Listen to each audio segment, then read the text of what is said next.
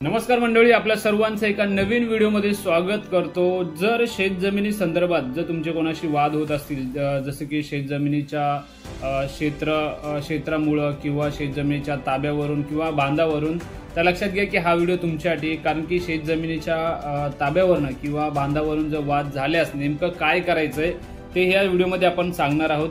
तर चला व्हिडिओला सुरुवात करूया आणि जाणून घेऊया सविस्तर माहिती।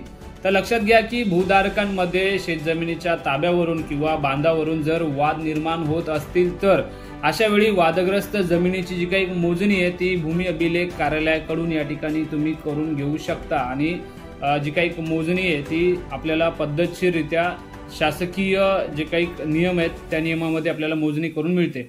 तर याचबरोबर जसं की यासाठी भूमी अभिलेख कार्यालयाकडे जमीन मोजणीच्या फीसह आपणास मोजणी करून देण्याबाबत अर्ज करावा लागतो। तर वादग्रस्त जमिनीची जी काही मोजणी आहे ही मोजणी जी आहे ती भूमी अभिलेख कार्यालयाकडून केल्यानंतर भूमी अभिलेख कार्यालयाकडून मोजणी केल्याचे जे काही केलेल्या जमिनीचा जो काही नकाशा या ठिकाणी तुम्हाला मिळतो। या नकाशात अतिक्रमण झालेल्या शेत जमिनीचे क्षेत्र आणि संपूर्ण जमिनीच्या क्षेत्राचा जो काही उल्लेख या ठिकाणी केलेला असतो। अशा नकाशावर तुमच्या जमिनीची जी काही सर्व बाजू या ठिकाणी दाखवली जाते। त्याचबरोबर तुमच्या शेतजमिनीवर अतिक्रमण झालेले क्षेत्र सुद्धा या ठिकाणी दाखवले जात असते। त्याचबरोबर समजा एकदा मोजणी झाल्यानंतर दुबार मोजणी सुद्धा तुम्ही करू शकता। लक्षात घ्या, महाराष्ट्र जमीन महसूल अधिनियम 1966 मधील कायदेशीर तरतुदीनुसार आपणास दावा सादर करता येतो। उपविभागीय अधिकारी किंवा प्रांत अधिकारी यांच्याकडे रीतसर अर्ज सादर करता येतो। अर्जासोबत आपण जमिनीशी निगडीत सर्व कागदपत्र, उदाहरणार्थ जसे की मोजणी नकाशा, 7/12 उतारा, जमिनीच्या जसे की चतुर्सीमेचा जो काही दाखला, 8अ उतारा इत्यादी कागदपत्रे जोडलेली असावीत। तर त्याचबरोबर या प्रकरणात जसे की प्रांत अधिकारी हे संबंधित दोन्ही बाजूच्या पक्षकारांना नोटीस देऊन बाजूस मांडण्यासाठी बोलवतात। त्यानंतर अतिक्रमणाबाबत बाबी तपासल्या जातात व त्यानुसार कायद्याच्या अनुषंगाने योग्य तो न्याय किंवा न्याय निर्णय या ठिकाणी दिला जातो। आणि काही प्रकरणात असेही घडले आहे की न्याय निर्णय जो आहे तो देऊन सुद्धाही अतिक्रमण करणारा भूधारक हा सदर जमिनीचा ताबा सोडत नाही।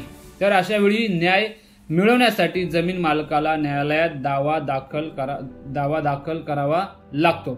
जमीन मोजणीमध्ये कोर्ट कमिशन मोजणी सुद्धा या ठिकाणी पाहायला मिळते। आणि कोर्ट कमिशन मोजणी म्हणजे काय ते सुद्धा आपण जाणून घेणार आहोत। जर सदर शेजारील शेतकऱ्यांकडून जमिनीचा बांध कोरला जात असेल तर न्यायालयाच्या माध्यमातून सदर शेजारील शेतकऱ्यावर कायमस्वरूपी मनाई आदेश बजावला जाऊ शकतो।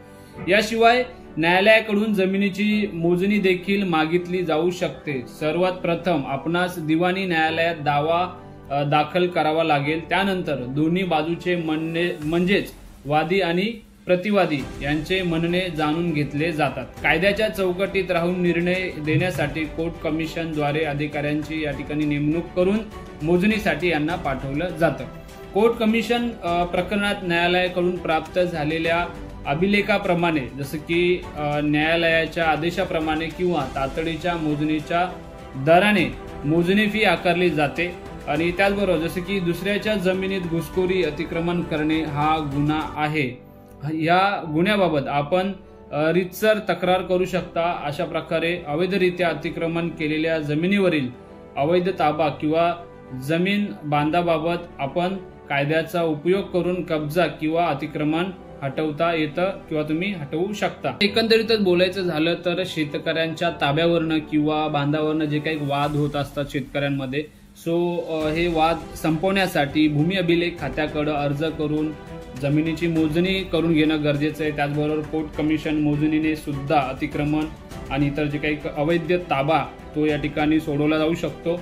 तर मित्रांनो, दिलेली माहिती तुम्हाला कशी वाटली हे कमेंट बॉक्समध्ये नक्की कळवा। आणि चॅनलवर जर तुम्ही नवीन असाल तर चॅनलला सबस्क्राईब करा। तर पुन्हा भेटू अशा माहितीपूर्ण व्हिडिओ सोबत। नमस्ते, जय हिंद, जय महाराष्ट्र।